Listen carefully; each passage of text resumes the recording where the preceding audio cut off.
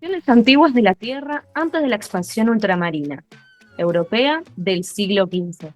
Es el título de este nuevo video, el cual tiene como objetivo conocer el camino evolutivo de los mapas y representaciones cartográficas de la antigüedad hasta llegar a la expansión ultramarina del siglo XV. Pasemos a definir por qué se produjo la expansión ultramarina europea.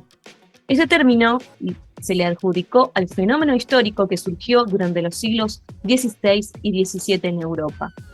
Durante este periodo de tiempo tuvo lugar la llegada de europeos al continente americano. En pantalla estamos viendo el primer mapa que hace referencia directa a América en su nomenclatura, que es Universalis Cosmographias Secundum Ptolomei Traditionem e Americi Vespucci. Se trata de una cartografía realizada por Martin Waldseemüller y publicada en 1500. ¿Y por qué es ultramarina? A partir del siglo XIII, los europeos comienzan a extender su poder e influencia sobre Asia y África, para terminar a fines del siglo XV incorporando a América a sus mercados y a sus necesidades de consumo. El desarrollo del comercio y la economía europea aumentaron la necesidad de los europeos de disponer de metales preciosos para acuñar monedas y eliminar a los costosos intermediarios y llegar directamente a ellos, a las fuentes de producción de los valiosos productos orientales.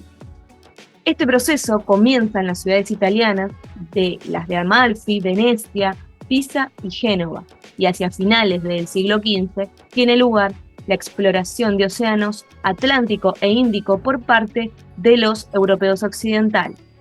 Esto le permitió ampliar su conocimiento del mundo.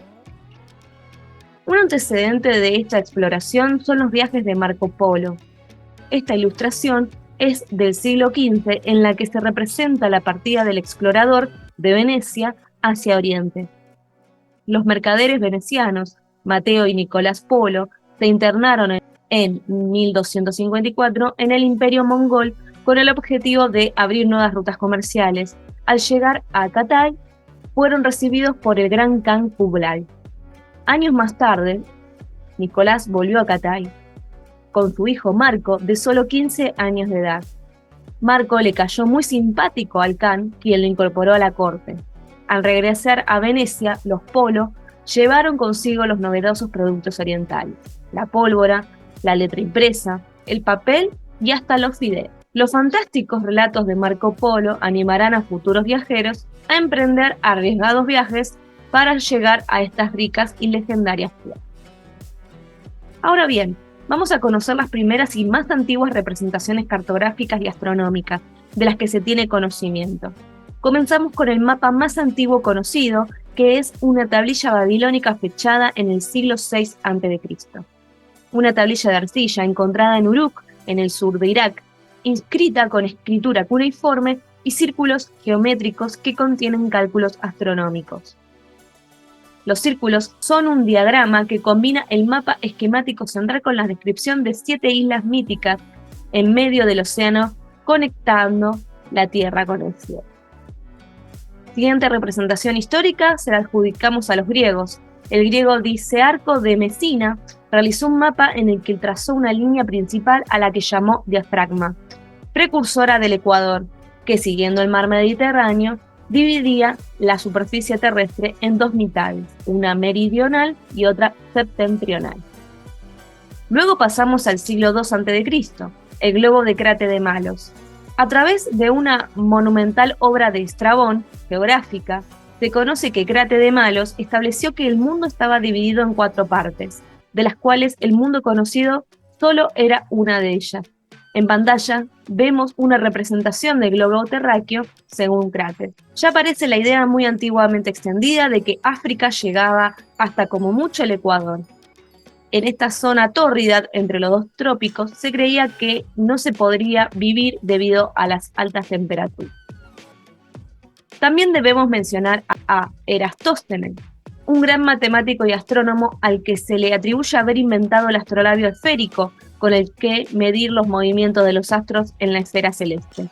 Además de haber medido con bastante precisión la distancia al Sol, Eratóstenes era famoso principalmente por su medición del tamaño de la Tierra. por supuesto teniendo ya muy claro que era esférica.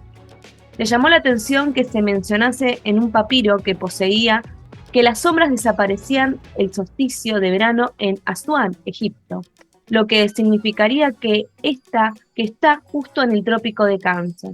Usando este dato, la longitud de la sombra en Alejandría ese mismo día, la distancia entre ambas ciudades y la trigonometría, dedujo el valor del radio de la Tierra con una precisión de 17% o el 1%.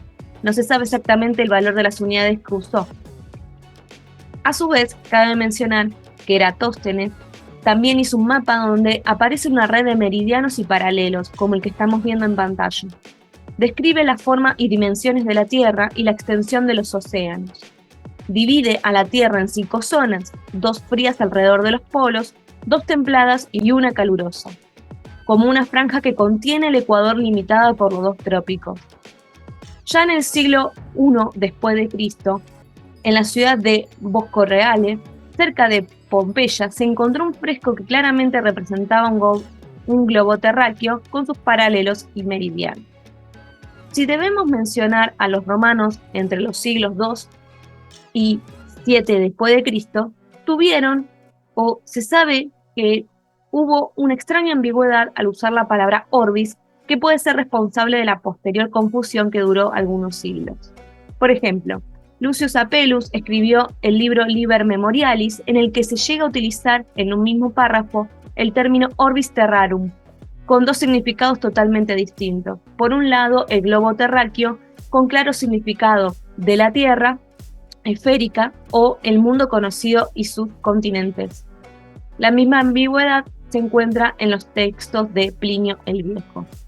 Otros autores se quedaron solo con uno de los 2 significados. Por ejemplo, Séneca de Córdoba escribió un claro: el orbis es una esfera, mientras que Cicerón escribió: es casi como una gran isla, lo que llamamos el orbis terrae. La ambigüedad duró algunos siglos, pero el significado verdadero de la Tierra como una esfera no se llegó a perder del todo. También en el siglo II después de Cristo vivió Claudio Ptolomeo, posiblemente el hombre más sabio de su tiempo. Utilizó datos de Piteas del siglo IV a.C., que había viajado en un pequeño barco a remos desde su natal Marsella hasta el norte de Europa y consiguió algunos datos de latitudes para conseguir un mapa del mundo conocido en la época. En pantalla vemos el primer mapa mundi con un sistema de latitudes y longitudes de Ptolomeo. Describe distintos lugares utilizando por primera vez un sistema de latitudes y longitudes que, si bien es diferente al utilizado de hoy en día, fueron las primeras aproximaciones a la distribución de los continentes en un planeta. Por dar algún ejemplo del mundo árabe, entre los siglos 8 y 10 después de Cristo, cartógrafos, exploradores y viajeros musulmanes escribieron innumerables libros y tratados sobre la geografía de Europa, África, India y China. Contaban que la Tierra era redonda y representaban los mares por medio de líneas onduladas, las montañas o relieves. Asimismo, se representan ríos y la localización de ciudades. Otro ejemplo es una esfera celeste, en este caso, construida por Mohammed Ben Muwahhed el-Ordi en 1279. Es de latón, tiene 14 centímetros de diámetro y unas graduaciones móviles que permiten usarla para ayudar en la predicción de las mediciones astronómicas. Entrando al siglo XV, vamos a conocer qué representaciones pervivían en el imaginario europeo. En su mayoría, son imágenes donde solo se representaban regiones conocidas por las expediciones comerciales. Se suele mostrar a Europa occidental en el centro del mapa, incluyendo Europa oriental, norte de África y algunas regiones de Asia, en claro desconocimiento del continente americano. Por ejemplo, esta representación del planeta Tierra, según la obra Imago Mundi de Pierre Dailly, de comienzos del siglo XV, sostenía que podían acceder a Oriente navegando hacia Occidente, y en ella el planeta Tierra era considerado como una superficie plana. Más allá de sus bordes se encontraba el abismo. Asimismo, había ciertos mitos que acompañaban a estas representaciones. De la mitología griega se tomaba aquel que afirmaba que el mundo era sostenido por un titán llamado Atlas, quien había sido condenado a sostenerlo por el dios griego Zeus.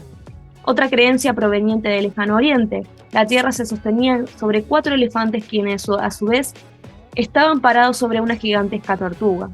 Esta representación también sostenía que la tierra era plana. Otras representaciones de 1400, como la que estamos viendo, sostenían que del marco del mapa mundi la tierra era sostenida por los vientos que soplan directamente unos jóvenes angelicales. Luego, se agrega otras que combinan todo lo anterior y suman la creencia que el océano Atlántico estaba habitado por monstruos marinos de toda clase, que devoraban los barcos que se adentraban en sus aguas. Dicha creencia se acompañaba con leyendas que cuentan que los hombres que navegaban por el furioso mar no salían vivos de esto. Las serpientes marinas abandonaban su guarida para ir a tierra firme, donde se alimentaban de distintos animales o, en su debido caso, de humanos. Estas bestias marinas aparecían en los mapas de la época y por ello los navegantes se alejaban mucho de las costas europeas o africanas. Por ello no podemos dejar de mencionar a la bestia marina nombrada en el Antiguo Testamento, el Leviatán. La visión anterior perduró durante todo el siglo XV hasta tiempo después de que Cristóbal Colón llegara a América. Sin embargo, habían empezado a surgir ideas acerca de la posibilidad de que la Tierra tuviera una forma diferente, esférica. Debemos dejar de lado aquella idea de que a Colón le costó convencer a Isabel la Católica por creer que la Tierra era plana, nada más lejos de la realidad, porque Isabel reunió a sabios para evaluar la posibilidad de viajar a las Indias por el oeste. Y estos concluyeron de que, dada la distancia ya obtenida por Eratóstenes, era absolutamente inviable, y de no ser por encontrarse América en el camino, desde luego Colón y su tripulación hubieran muerto de hambre en el camino. En pantalla te mostramos el mapa Martellius, el que posiblemente utilizó Cristóbal Colón en su camino a América. Fue diseñado por Henricus Martellius, un cartógrafo alemán que trabajó en Florencia a finales del siglo XV. Puede que Cristóbal Colón estudió este mapa y que influyó en su pensamiento antes de que emprendiera viaje. Finalmente se decidió a tomar rumbo hacia el oeste con la idea de circunnavegar la Tierra para dar vuelta al planeta con la idea de llegar a la costa de Japón. Sin embargo, lo que todos conocemos, tenía una idea equivocada. Llegó a un nuevo mundo para los europeos.